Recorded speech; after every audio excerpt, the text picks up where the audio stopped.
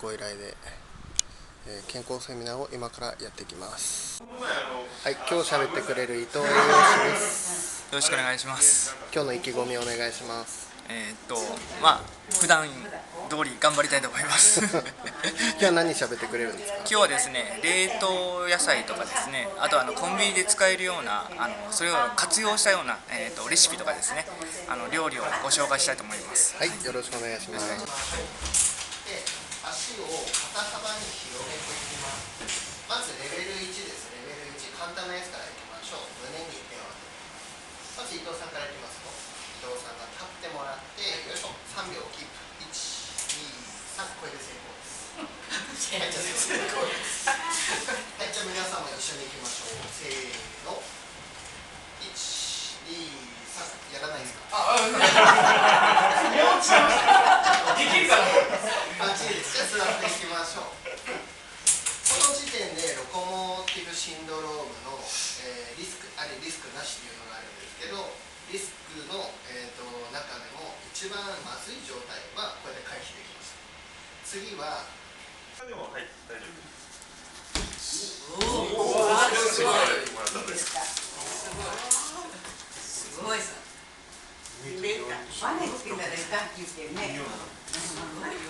栄養士が教えるコンビニスーパーの活用術ということで、皆さんコンビニとかスーパーでお惣菜買ったりだとか冷凍食品を使ったりだとかですね、よくされてると思うんですが、基本的にですね、栄養士は手作りがいいですよって大体お伝えしてるんですけども、中には忙しかったりとかですね、例えば一人暮らしの方だとかいう方は栄養と栄養素、この画面の中にヒントがあります。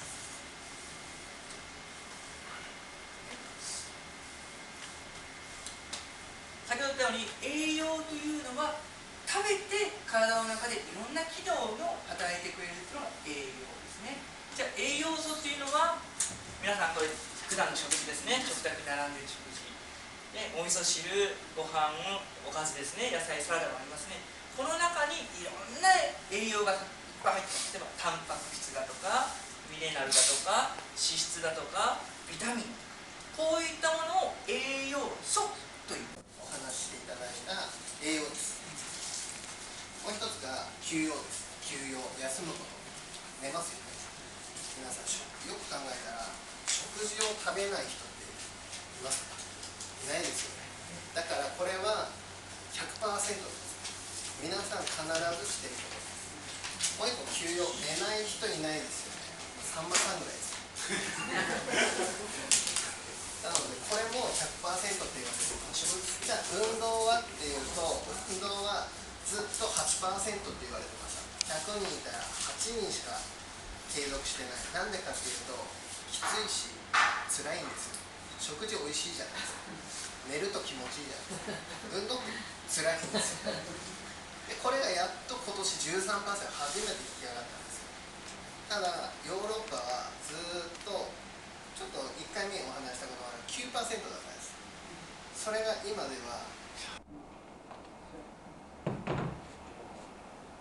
穴が開いてた。撮ってますよ。腰まっすぐにして、それが正しい。その通りです。2番目を理想とする。丸めたら痛めちゃう。それをちょっと腰の一番注意する10往復を2回繰り返します。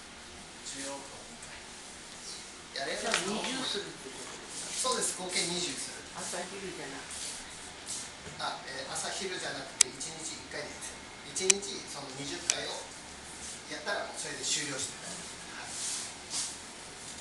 これが例えば僕とか伊藤さんとかだったらもっともっとした方がいいんですけど、大体健康になるためだったら20っていう数字